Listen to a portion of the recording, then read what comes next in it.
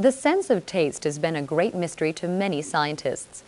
It was the miracle of the microscope that finally allowed scientists to examine the tongue in more extensive detail.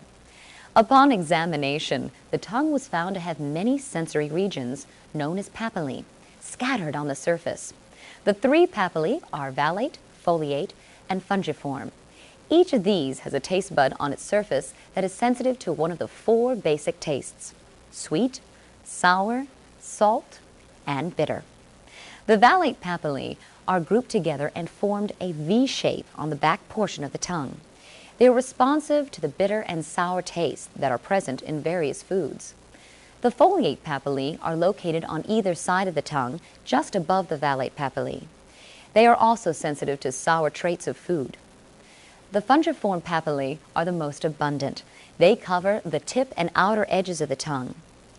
These papillae are responsive to the sweet and salty tastes that are distinctive in many foods. The papillae we've just discussed contain what are known as the primary taste buds.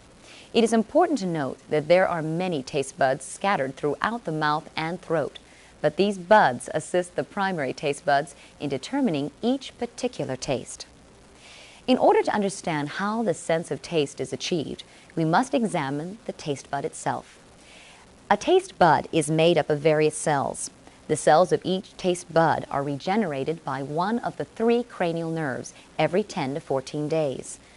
Some of these cells function as receptors, which are responsible for sending chemical information regarding substances in the mouth to the brain. Each receptor cell has a unique shape. Specific chemicals from foods must match the shape of each receptor cell in order to trigger a signal to the brain. This is known as the lock and key principle. The signal from a receptor cell will travel from the nerve ends up into one of the three cranial nerves. It will then pass on into the central nervous system, where regions of the brain stem will decode the chemical information into a distinctive taste. It is also important to note that the sense of sight and smell work collectively to heighten the marvelous experience we know as taste.